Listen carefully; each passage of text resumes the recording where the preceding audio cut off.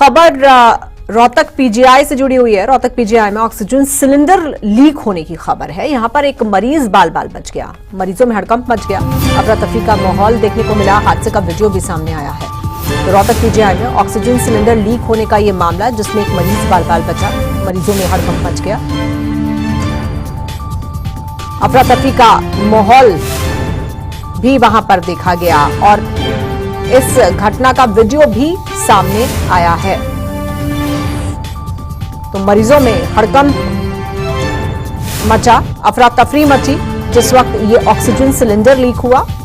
Rohtak PGI में oxygen cylinder leak होने की ये खबर, जिसमें मरीज बाल बाल बचा।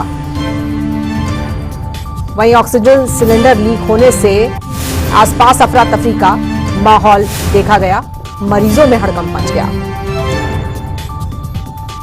चलते अपने संवाददाता दीपक भारद्वाज के पास और ज्यादा जानकारी के लिए। दीपक, क्या हुआ और कब हुआ?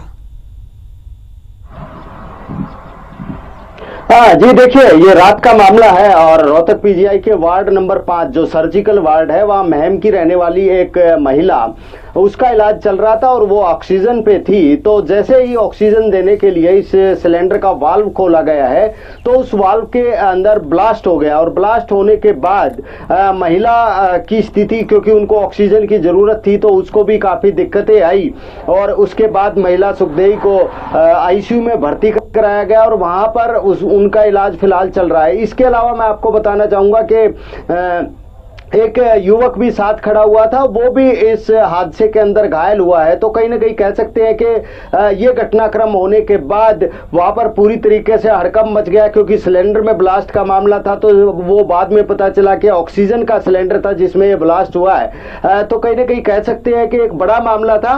हालांकि अब पीजीआई प्रशासन इस मामले में जांच करने में जुटा हुआ है और कि वास्तव में इस हादसे के कारण क्या रहे। लेकिन सबसे बड़ी बात यही रही कि बहुत बड़ा हादसा नहीं हुआ और महज एक वॉल्व में ब्लास्ट था, लेकिन इस वॉल्व ब्लास्ट के चलते पूरी तरीके से वार्ड नंबर 5 में अफरा तफरी का माहौल। बिल्कुल दीपक, लेकिन आप बता दें कि 2 लोग इसमें घायल भी हो गए, खासकर वो महिला जिनको ऑक्सीजन देने के लिए सिलेंडर लगाया जा रहा था, जो सर्जरी के लिए आई थी या सर्जरी करवा के आई थी आईसीयू में, वो भी घायल हुई हैं।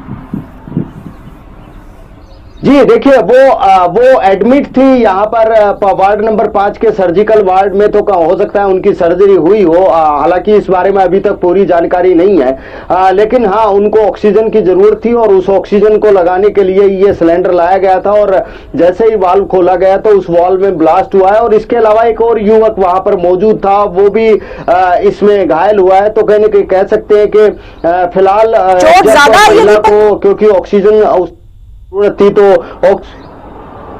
देखिए बहुत ज्यादा नहीं, हम खतरे से बाहर उनको कह सकते हैं। हाँ, महिला की स्थिति गंभीर हो गई थी, लेकिन उनको आईसीयू में भर्ती करा दिया गया और आईसीयू में उनका प्रॉपर इलाज चल रहा है और वो खतरे से बाहर। लेकिन क्या ये कोई लापरवाही का मामला है? ये जो इस तरह से आप बता रहे कि वॉल्व जो है उसके चेंज करते वक्त ये फटा है सिलेंडर, तो क्या कोई लापरवाही हुई है कि हुआ क्या है? कारण क्या माने जा रहे हैं?